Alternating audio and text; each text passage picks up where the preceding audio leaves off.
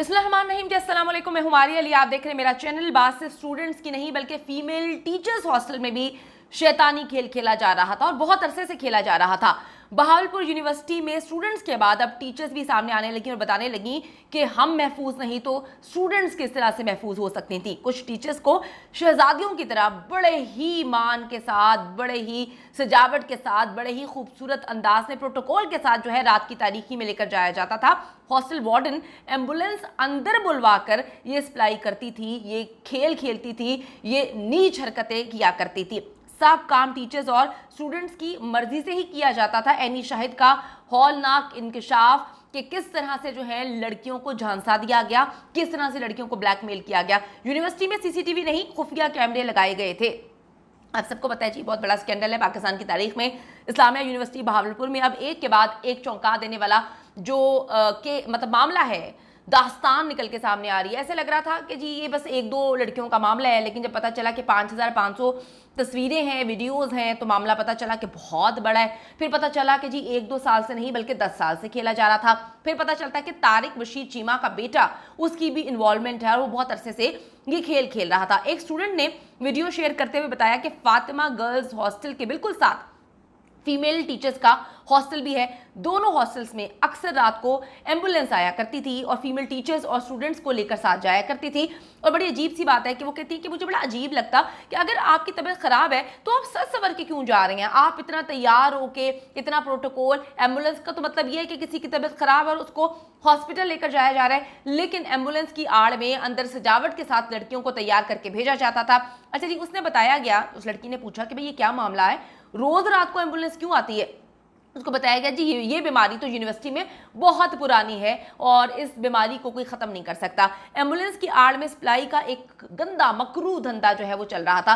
Students के मुताबिक जी नशा तो नॉर्मल बात है, लेकिन हॉस्टल में बहुत ज़्यादा सख्ती थी वीडियो बनाने पर। हम अपने मोबाइल इस्तेमाल नहीं कर सकते थे, देखा जाता था कि हम जो है कोई वीडियो तो नहीं बना रहे। इस तरह से जो है लड़कियां जो हैं वो कोई वीडियो बनाकर अपनी फैमिली को नहीं भेज सकती थी, बता नहीं सकती थी कि एग्जैक्टली उनके साथ क्या हो रहा है। अच्छा जी, इस पर जो लड़कियां हैं, फीमेल टीचर्स को यकीनन यूनिवर्सिटी से बाहर लेकर जाकर ये गलत काम किया जाता था और वहीं पर इनकी वीडियोस बनाई जाती थी। कई बार स्टूडेंट से शिकायत भी की कि हमें मार्क्स के लिए ब्लैकमेल किया जाता है, लेकिन वीसी साहब तक इस बात को उन्होंने भी नोटिस नहीं लिया। यानी कि देखें ना, मेरी बात सुने, वीसी के नाक के नीचे सब कुछ हो रहा है। मैं आपको फिर बताती चलूँ कि बहावलपुर एक बहुत खूबसूरत शहर है, बहुत पाकिस्तान का से नवाबों का शहर कहा जाता है और इसके साथ बॉर्डर है, बड़ी सिक्योरिटी होती है यहाँ पे।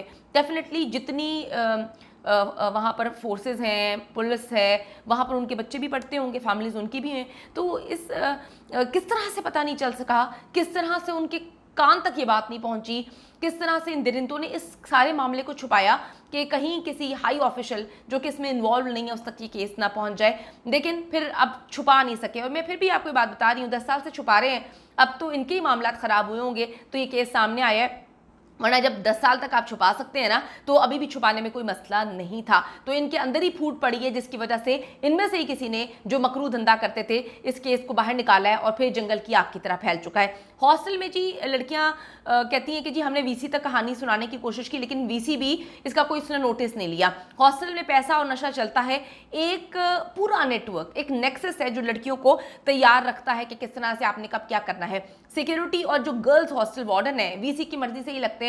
अब आप अगर ये कह दें कि वीसी को कुछ नहीं पता तो ये बड़ी बेवकूफ़ी होगी ना। आप ये कह दें कि वज़ीर आज़म की नाक के नीचे इतना कुछ हुआ तो वज़ीर आज़म को पता नहीं चला, चाहे वो इमरान खान हो या शहबाज शरीफ हो, तो ये बड़ा लगता नहीं है, समझ नहीं आती। तो वीसी की नाक के नीचे इतना कुछ हो रहा था तो वीसी की मर्जी के बगैर तो नहीं हो रहा था, लेकिन बड़े बंदे हैं भाई, हाथ डालने में बड़ा मसला होता है। क्या करें, अगर हमारी पुलिस गलती से कोई काम करना भी चाहती है तो उनके हाथ इतने बंदे होते हैं कि समझ से बाहर होता है कि वो बेचारे करें तो करें क्या, वैसे उनका काम करने को दिल वैसे ही नहीं करता। अच्छा जी, वीसी की मर्जी के बगैर तो अब इतने मामला नहीं होते, यानी कि गर्ल्स हॉस्टल की जो वार्डन है वो वीसी की मर्जी से लगती है, सिक्योरिटी इंचार्ज जो है वो वीसी की मर्जी से लगते हैं। इनके मोबाइल चेक करेंगे तो पता चल जाएगा कि क्या क्या मामला है। सबके मोबाइल जो है चेक होने चाहिए और उसी वक्त चेक होने चाहिए थे।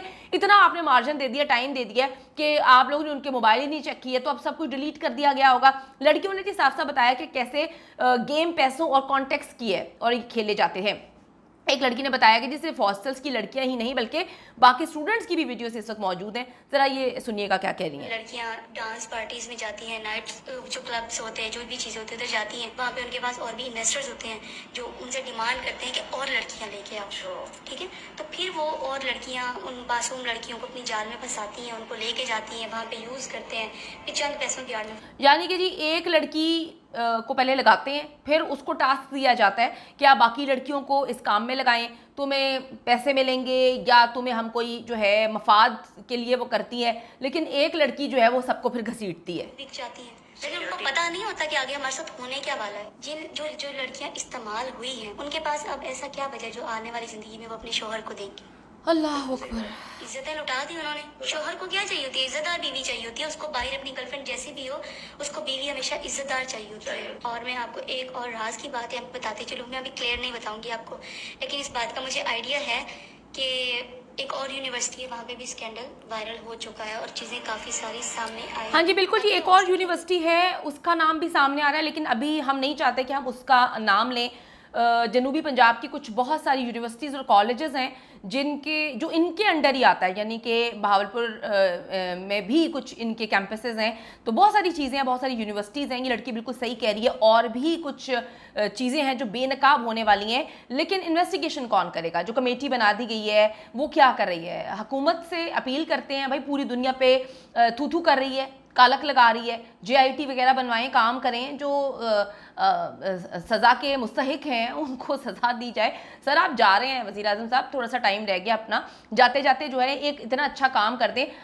पेट्रोल बम तो आप लोग गिरा ही रहे हैं 19 रुपये 20 रुपये बढ़ा बढ़ा के, ये एक अच्छा काम कर दें ताकि जो वालिदैन इस वक्त जो है मुसीबत का शिकार है कि अपनी बच्चियों को किस तरह से यूनिवर्सिटीज़ में भेजेंगे, हॉस्टल में भेजेंगे, उनकी शायद पढ़ाई रोक दी जाए। तो अगर आप ये काम कर देते हैं तो शायद आपको सुनहरी हरूफ में याद रखा जाएगा कि आपने कोई काम किया। तो बड़ा खौफनाक इस वक्त मामला है। आप अंदाज़ा करें कि जी अगर एक बंदे के मोबाइल से 5500 के करीब वीडियोस निकल आती हैं तो जो पूरा माफिया है, नेक्सस है, उसके पास क्या कुछ होगा, इसके बारे में हम नहीं सोच रहे। इतनी वीडियोस और तस्वीर होंगी, इसका हम अंदाज़ा नहीं लगा सकते।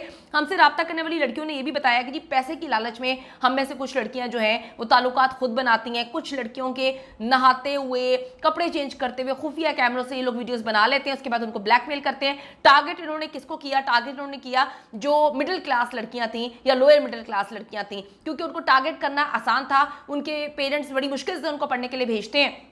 इन्होंने क्या किया कि कुछ को ट्रैप कर लिया पैसों की लालच में, मार्क्स की लालच में, और कुछ को मतलब सिनेरियो ऐसा बना दिया ना कि अगर कोई ट्रैप नहीं भी होना चाहता तो अगर आप किसी की बरहना वीडियो सामने रख देंगे तो वो बेचारा क्या करेगा, वो पता नहीं उसका पीछे किस तरह से आया है। तो कुछ इसमें बेचारी लड़कियां हैं जिनको मजबूर किया गया है, जिनको ज़बरदस्ती धकेला गया है, कुछ अपनी मर्जी से आई हैं अच्छी ज़िंदगी के ख्वाब की वजह से। देखिए माशरा हमारा ये है कि हम हमेशा विक्टिम को ही पकड़ के जो है वो धो देते हैं, यानी कि उसको पकड़ के झाड़ देते हैं और कहते हैं।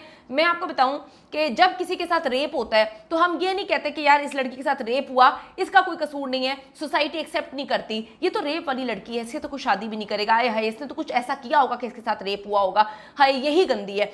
हम विक्टिम को ब्लेम करते हैं, ठीक है। उसके बाद जिसने किया होता है वो अपनी ज़िंदगी भी आराम से जी रहा होता है, यानी कि वो उसकी शादी भी होती है, उसके बच्चे भी होते हैं, और वो फिर ये गंदे गंदे काम कर रहा होता है। तो मैं ये नहीं कह रही कि इन लड़कियों ने बहुत अच्छा किया, देखिए जी सिनेरियो डिफरेंट है।